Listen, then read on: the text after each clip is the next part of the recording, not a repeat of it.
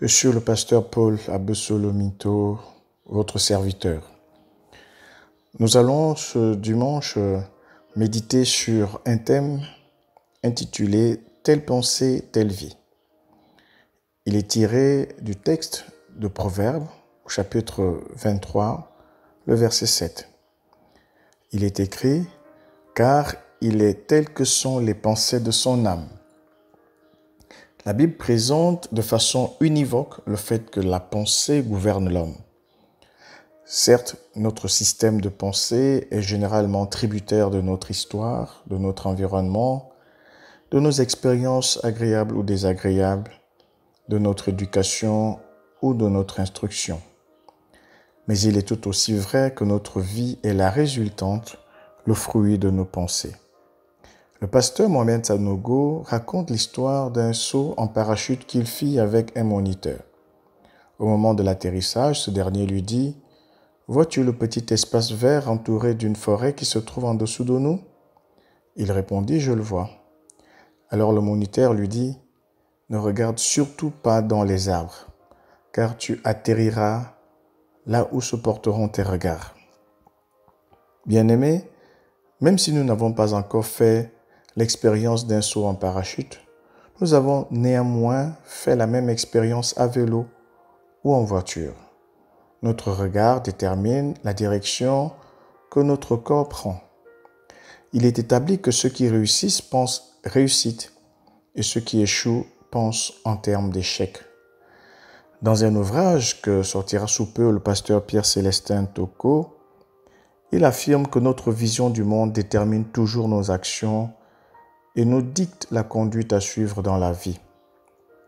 Il ajoute qu'une vision du monde négative agira comme le caillou dans notre chaussure qui ne nous permettra jamais de marcher parfaitement d'un pas résolu. Cela me rappelle ces instants inoubliables que nous passions dans l'adolescence à jouer au football à longueur de journée, parfois sous une pluie battante, parfois sous un soleil d'aplomb. Faute de vainqueur, nous passions à l'exercice des tirs au but. Un moment de très vive émotion et de grand suspense. Je me souviens alors que la différence entre ceux qui marquaient et ceux qui rataient leurs tirs se trouvait au niveau de la confiance en soi, de l'idée qu'on se faisait par avance de son tir et moins de l'habileté du gardien. En règle générale, ceux qui croyaient en eux réussissaient et ceux qui ne croyaient pas manquaient systématiquement leur jeu. Nos pensées attirent immanquablement à nous les circonstances et les personnes qui leur correspondent. Elles déterminent notre langage et suscitent les actions qui leur sont compatibles. Les personnes négatives mènent des vies empreintes de négativité et d'échec. Et elles passent plus le temps à broyer du noir qu'à se réjouir, tandis que celles qui sont positives mènent des vies agréables, même au milieu de la difficulté. C'est pour cela que la Bible dit que l'homme bon tire de bonnes choses de son bon trésor et l'homme méchant tire de mauvaises choses de son mauvais trésor. Matthieu chapitre 12, verset 35. Le trésor ici s'entend du cœur, c'est-à-dire de la pensée. En réalité, avant de détruire la vie d'une personne, Satan corrompt d'abord sa pensée. Les meurtriers, les violeurs et les voleurs le sont d'abord dans leur pensée. Lorsque le serpent séduisit la femme pour la pousser à manger du fruit de l'arbre défendu, il s'attaqua d'abord à ses pensées en remplaçant le système de pensée fondé sur la crainte de Dieu par le sien qui remettait en question la vérité. Bien-aimés, chers auditeurs, quand on croit en quelque chose, cela finit par se réaliser. On devient ce que l'on pense et il nous arrive ce que l'on craint. En Job chapitre 3, verset 25, il est écrit « Ce que je crains, c'est ce qui m'arrive, ce que je redoute, c'est ce qui m'atteint. » Certains commentateurs bibliques pensent que Job craignait qu'un malheur s'abatte sur lui et sur sa famille, d'où les sacrifices qu'il offrait sans cesse pour les péchés qu'auraient commis ses enfants lorsqu'ils se retrouvaient. Finalement, nous savons que la vie de Job fut un feuilleton de malheur indescriptible avant que Dieu ne vienne à son secours de façon in extremis. Celui qui pense comme Bouddha boudera de tout.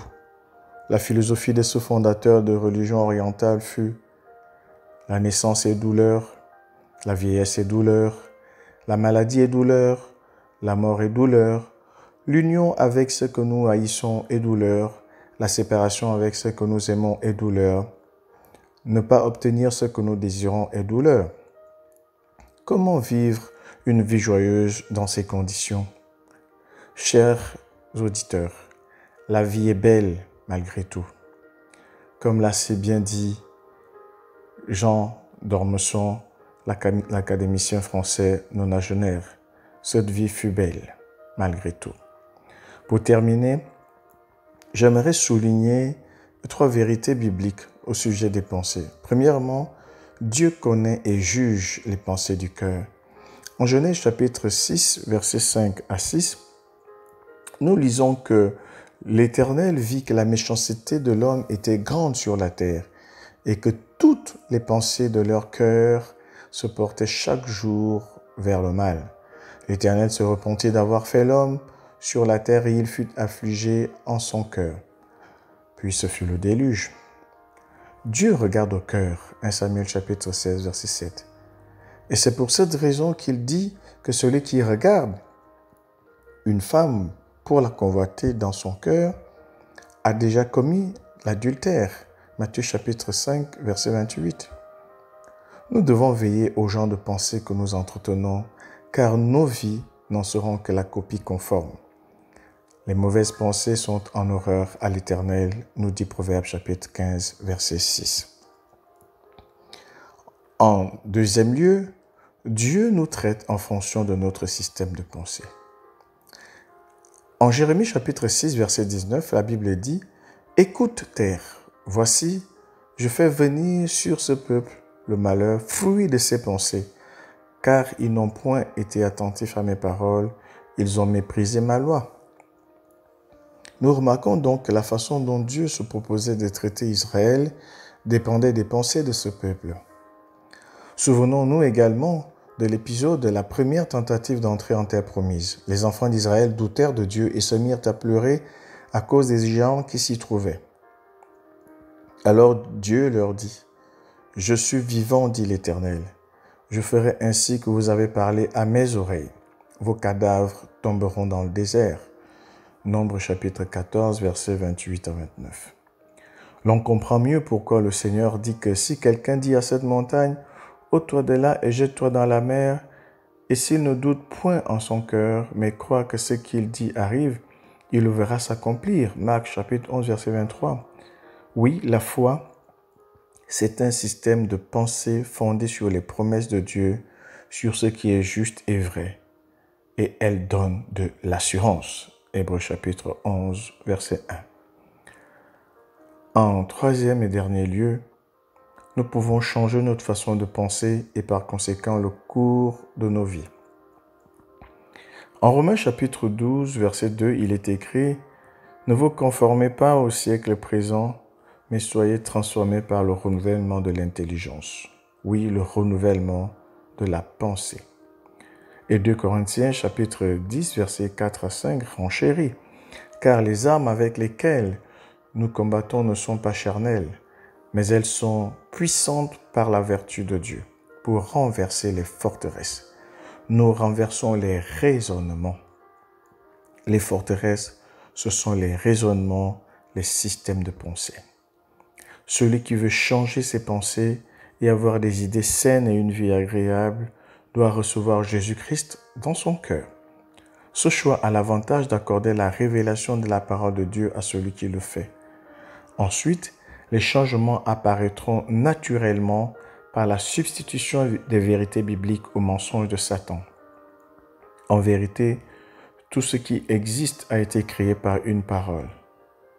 Soit c'est la parole de Dieu, soit c'est celle de Satan. C'est à nous de choisir ce à quoi nous voulons croire. Ève fit le mauvais choix dans le jardin d'Éden et les conséquences pour l'humanité entière furent les plus catastrophiques. Je prie donc le Seigneur qu'il nous accorde en ce jour saint un changement profond des pensées pour un changement radical des vies. Car l'homme est telle que sont les pensées de son âme.